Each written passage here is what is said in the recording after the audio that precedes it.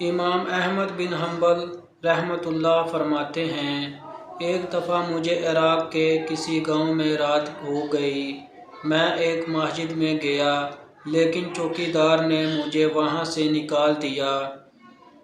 پھر مسجد سے باہر فرش پر سو گیا۔ چوکیدار نے مجھے پاؤں سے پکڑا اور گھسیٹ کر مسجد سے دور کر دیا۔ ایک خدا ترس آدمی مجھے اپنے گھر لے گیا۔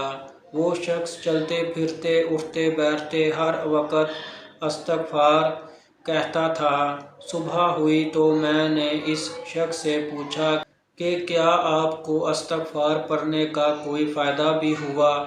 اس نے جواب دیا، جی ہاں، میری ہر دعا قبول ہوتی ہے، سوائے اس کے کہ میری ملاقات امام احمد بن حنبل رحمۃ اللہ سے ہو جائے۔ میں نے کہا، میں ہی احمد بن حنبل رحمۃ اللہ ہوں، اور تم دیکھو کہ مجھے کیسے گھسیٹ کر تمہارے پاس لایا گیا ہے۔